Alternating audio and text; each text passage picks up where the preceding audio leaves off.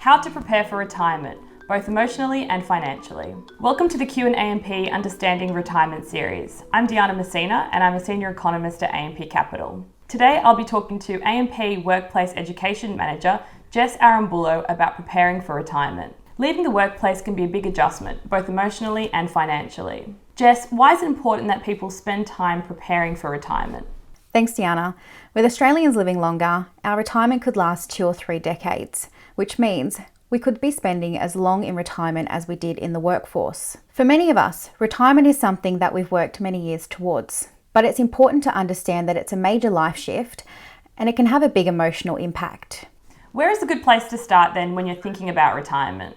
Whether retirement is 20 years away or 5, I encourage everyone to spend some time quietly thinking about what you'd like it to look like. You can even close your eyes to help you visualise how it will look. Do you want to travel or renovate your home? Can you see yourself caring for family, such as the elderly, or caring for children? Would you like to volunteer with a charity or a hospital? And of course, if you're retiring with a partner, it's important to make sure you're on the same page with your shared goals and lifestyle too. Once people have mapped out what they'd like their retirement to look like, what comes next? Start to think realistically about what these changes will mean for your life. Some people find it difficult to adjust to losing their usual routine. Others find that their social networks have changed, especially if they like to socialise with their colleagues at work. Or you may experience a loss of identity, particularly if you're very passionate about your career. As you approach retirement, give yourself time to experience these feelings as they change. What strategies can people use to help them prepare for these changes? 2 practical strategies that may help are around setting goals and creating a budget. If your goals have previously been tied up around your career, think about some other things you would like to achieve in other areas of your life.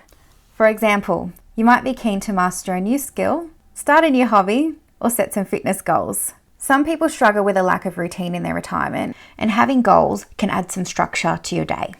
And what about budgets? Depending on how you're funding your retirement, your budget may change a little or a lot compared to when you were working. One obvious difference is that people will no longer be generating an income from employment. So they may look at their super or other forms of retirement savings as a lump sum to fund them for the rest of their life. There are a couple of ways to create a retirement budget from your savings. For example, you may allocate your money into 3 different buckets. One for needs and everyday living expenses, one for your wants and splurges, and the other as a legacy bucket that you'd like to leave.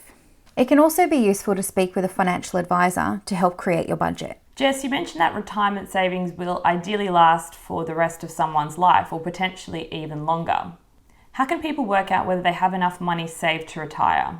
This is something that causes some confusion for people, and there's definitely some comfort in knowing that you have enough in super when you retire. The Association of Super Funds of Australia, or ASFA, produces guidelines that show what the modest and comfortable retirement look like. Can you give us an idea of the amounts needed? The latest budgets from ASFA suggest that to fund a comfortable retirement, a single person will need around $545,000 and a couple will need approximately $640,000 in super. This assumes they also own their home with no mortgage. People should also keep in mind that whilst there's no minimum age to retire, there are regulations around when you can access your super. This is generally between the ages of 55 and 60, depending on the year you were born. Thanks, Jess. Some great pointers there. Here's a quick recap if you're planning for retirement.